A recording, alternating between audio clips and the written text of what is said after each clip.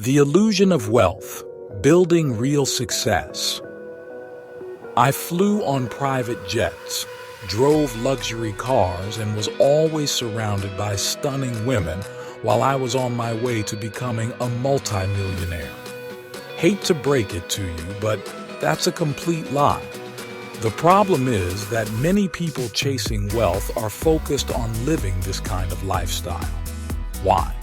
Because most prefer to appear rich rather than actually build real wealth.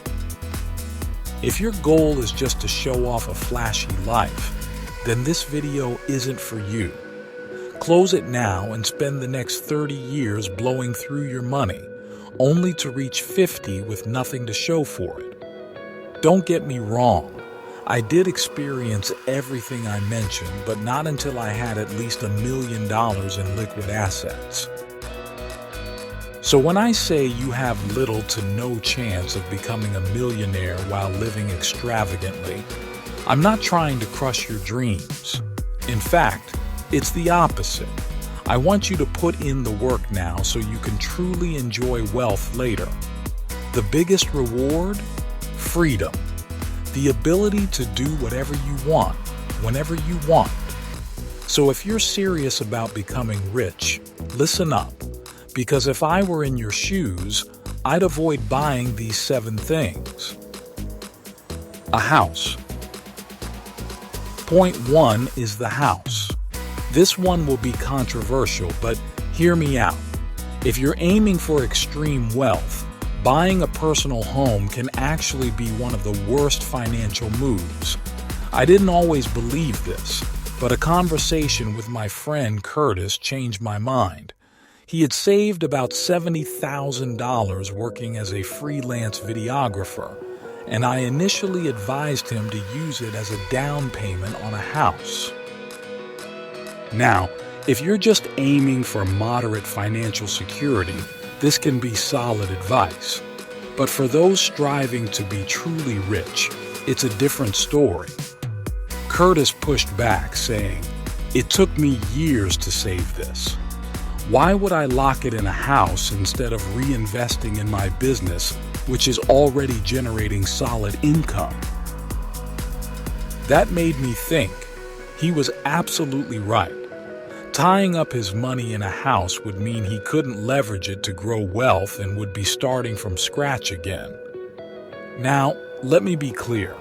I'm only talking about buying a home for yourself. Investing in rental properties or house hacking, that's different and can be smart.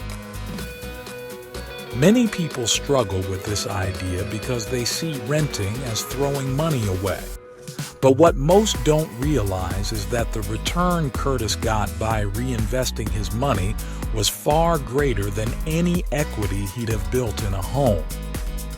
Back in the day, buying property required much less upfront money. These days, locking your capital in real estate isn't always the best move. Instead, Curtis invested in his company, which now generates about $1 million a year. If your goal is wealth, you need a better investment vehicle than a house. The latest tech.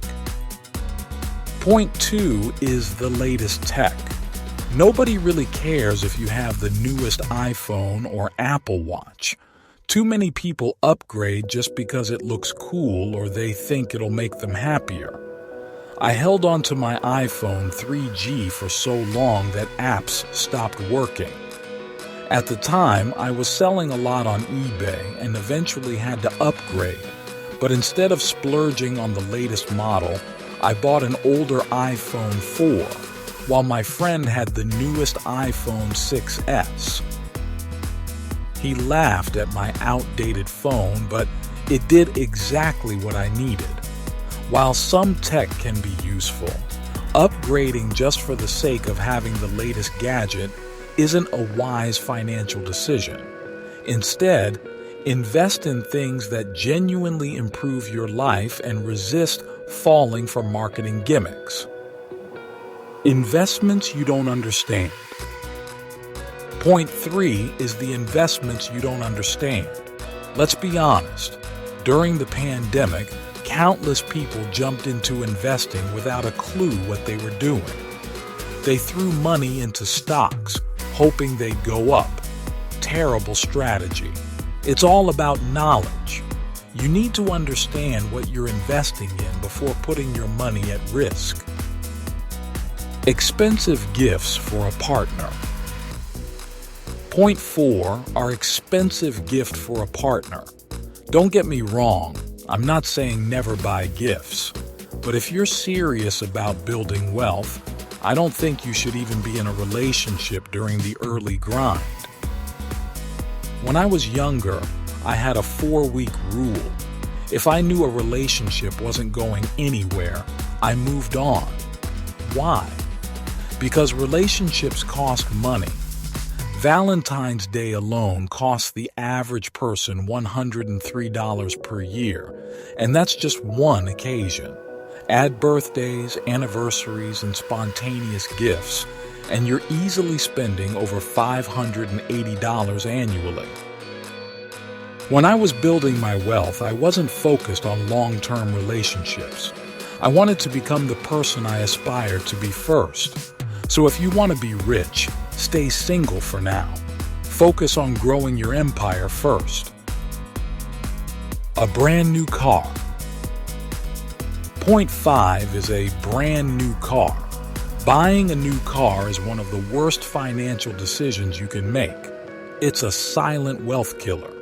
Let's break it down. A $25,000 car with a 3.5% interest loan means you'll be paying around $382 per month for 5 years. But here's the kicker. A new car loses 22% of its value in the first year and 55% in 5 years. That means for the last half of your loan, you're throwing money away. Instead, I bought used cars that had already depreciated, like Ford Escorts and Peugeot 206S, at half their original price.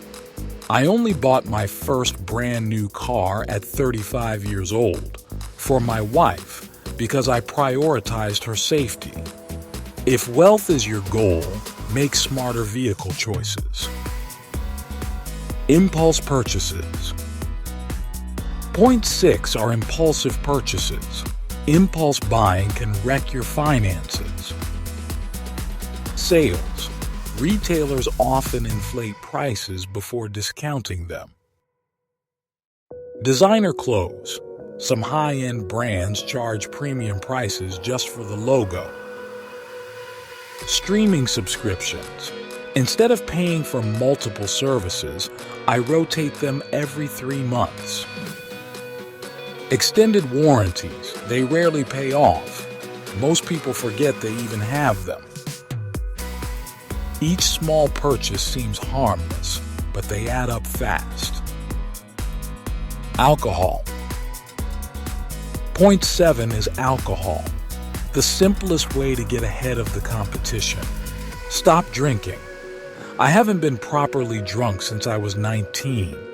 A bad hangover made me realize, why drink something that makes you feel terrible? A University of Sussex study found that after a month without alcohol, 71% slept better, 67% had more energy, 58% lost weight. All these factors matter when you're young and ambitious, so why slow yourself down with alcohol? Thanks for watching.